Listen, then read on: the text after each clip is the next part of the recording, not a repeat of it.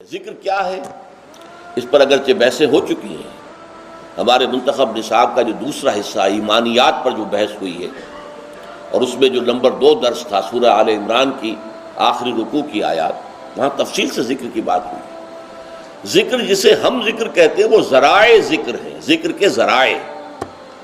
اصل ذکر کیا ہے؟ استحضار اللہ فی القلب، دل میں اللہ موجود رہے، یہ ہے ذکر. ذریعہ ذکر کیا ہے؟ سب سے بڑا ذریعہ الذکر قرآن ہے.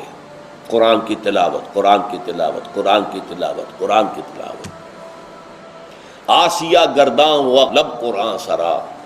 علامہ اقبال نے حضرت فاطمہ رضی اللہ تعالیٰ عنہ کا نقشہ کھینچا ہے کہ وہ چکی پیس رہی ہوتی تھی اور قرآن پڑھ رہی ہوتی تھی.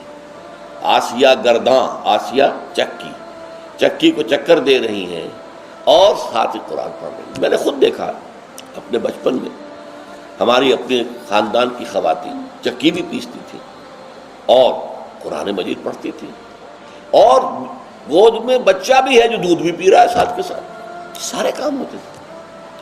تو الذکر قرآن ہے. اور نمبر 2 یہ مضمون پھر آئے گا جو ہمارا اگلا حصہ ہے اس منتخب نصاب کا 5واں حصہ، اس کا پہلا درس سورہ عنکبوت ہے، اس میں آئے گا یہ.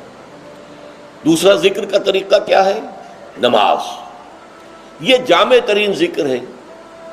اس میں زبانی ذکر بھی ہے، اللہ اکبر، سبحان ربی العظیم، سبحان ربی الاعلیٰ، زبان ذکر کر رہی ہے اور قرآن پڑھ رہے ہیں، سورہ فاتحہ پڑھ رہے ہیں.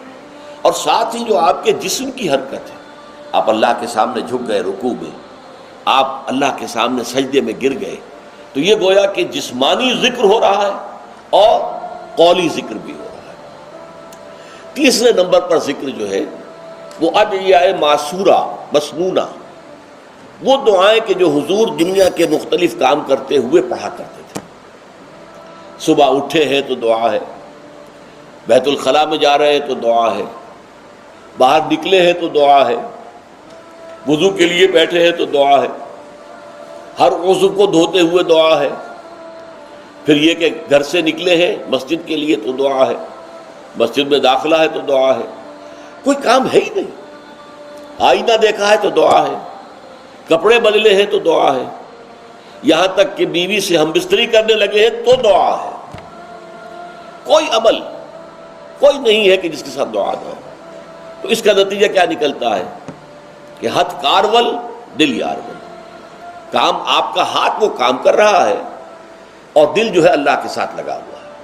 اور مسنون دعاؤں کا فائدہ کیا ہوا کہ 2 رشتے قائم ہو گئے بیک وقت. ایک رشتہ اللہ کے ساتھ، آپ دعا تو اللہ سے کر رہے ہیں نا.